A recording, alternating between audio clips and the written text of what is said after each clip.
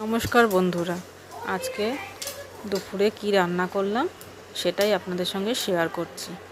তো প্রথমেই বলি, যারা নতুন আছেন ভিডিওটা দেখার পরে লাইক কমেন্ট শেয়ার করবেন এবং সাবস্ক্রাইব করে পাশে থাকবেন। তো প্রথমে চাটনি বানাবো। তো এখানে তেল গরম হয়ে গেছে, শুকনো লঙ্কা আর 5 ফোড়ন তেলে দিলাম। এবার কেটে রাখা টমেটোগুলো দিয়ে দিলাম। সামান্য একটু নুন দিয়ে নাড়াচাড়া করে নিচ্ছি।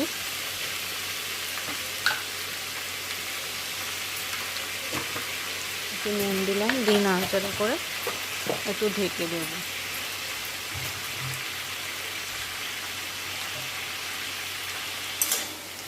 দেখুন, একটু নেড়ে চেড়ে ঢাকা দিয়ে দিলাম।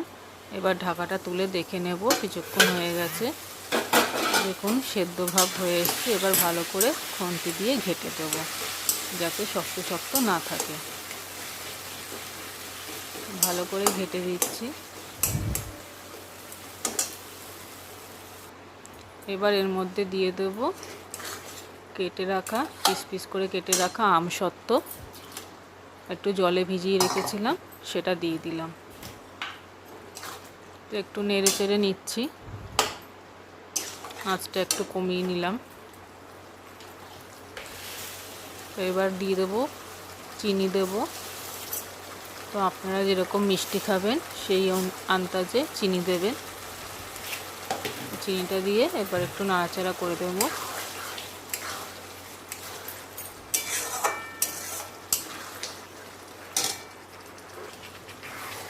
তো চাটনি তৈরি হয়ে গেছে। দেখুন,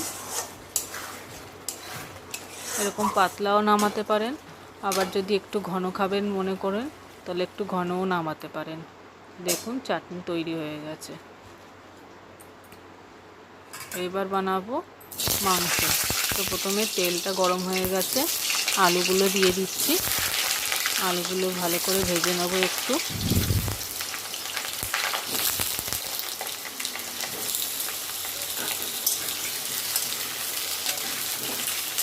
সব কটা আলু দিয়ে এবার একটু নাড়াচাড়া করে নিচ্ছি। একটু হালকা লালচে ভাব হবে, তখন নামিয়ে নেব। উল্টে পাল্টে ভালো করে সব আলুগুলো ভেজে নিচ্ছি।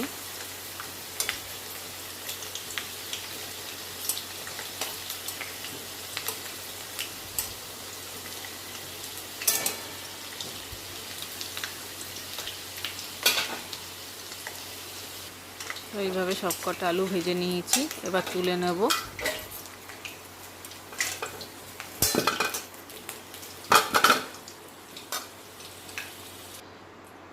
তো ওই তেলের মধ্যে গোটা গরম মশলা ফোড়ন দিলাম, একটা শুকনো লঙ্কা, তেজপাতা আর দিলাম একটু জিরে। এবার কেটে রাখা পেঁয়াজগুলো দিয়ে দিচ্ছি। পেঁয়াজগুলো একটু ভালো করে ভেজে নেব। হালকা একটু যখন বাদামি রং আসবে তখন এর মধ্যে নুন হলুদ মাখানো মাংসটা দেব। তো দেখুন পেঁয়াজটা হালকা ভাজা ভাজা হয়ে গেছে, বাদামি কালার চলে এসছে। এবার নুন হলুদ দিয়ে মাখানো মাংসটা দিয়ে দিচ্ছি।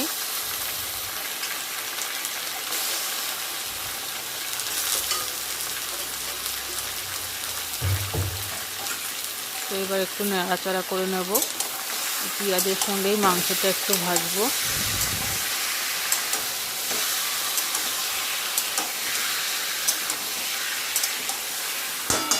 বেশ কিছুক্ষণ এইভাবে মাংসটা নেড়ে নেব।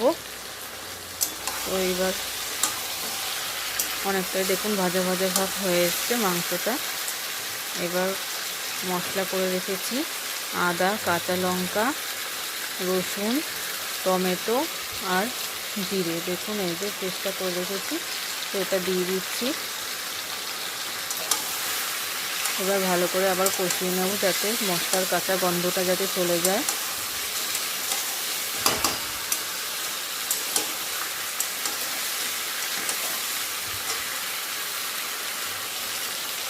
তো দেখুন তেল ছেড়ে দিয়েছে।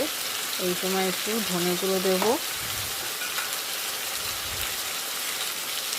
একটু হলুদ গুঁড়ো, যেহেতু আগেই হলুদ দিয়ে নুন দিয়ে মাখিয়ে রেখেছিলাম, তো পরিমাণ মতন দিয়ে দিলাম। একটু সামান্য জিরের গুঁড়ো দিলাম। দিয়ে আবারও নাড়াচাড়া করে নিচ্ছি। মাংস যত কষানো হবে তত মাংসের স্বাদটা ভালো হবে।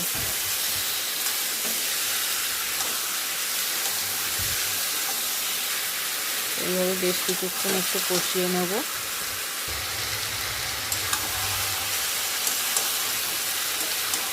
দেখুন মাংস আর মশলার গা দিয়ে তেল ছেড়ে দিয়েছে।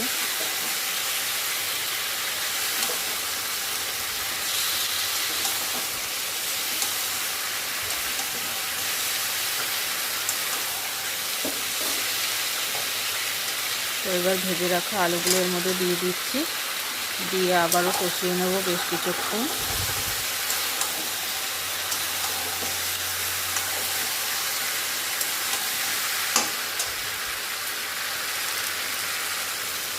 তো কষানো দেখুন হয়ে এসছে। এবার এর মধ্যে গরম জল দিয়ে দেব। গরম জলটা দিয়ে দিলাম।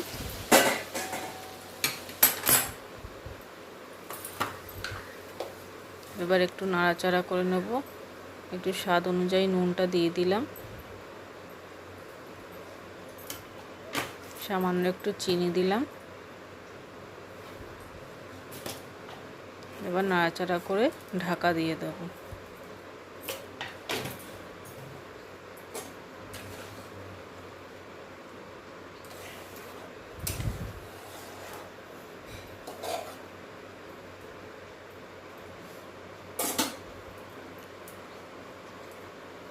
তো ঢেকে দিচ্ছি, কিছুক্ষণ পর আসছি। তো মাংসটা দেখুন হয়ে গেছে। এর মধ্যে কুচি করে রাখা ধনেপাতা আর গরম মশলার গুঁড়ো দিয়ে নামিয়ে নিচ্ছি। তো মাংস তৈরি হয়ে গেছে।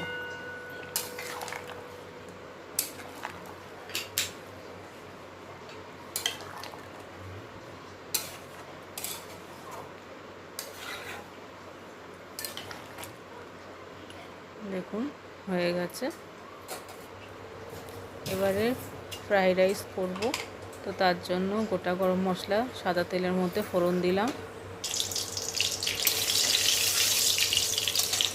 এবার কুচি করে রাখা গাজর আর ক্যাপসিকামটা দিয়ে দিলাম।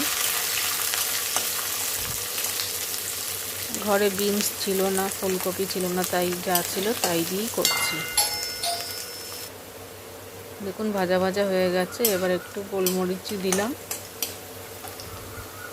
এবার দেব কাজু আর কিশমিশ, দিয়ে ভালো করে একটু নাড়াচাড়া করে নিচ্ছি। এবার ভাতগুলো দিয়ে দেব।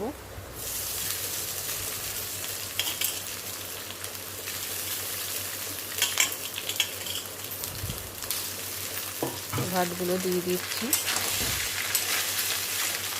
এবার নাড়াচাড়া করে নিলাম।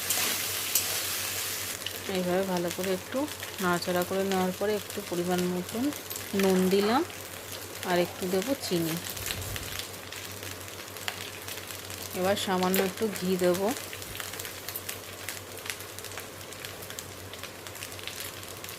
দিয়ে ভালো করে নাড়াচাড়া করে নেব।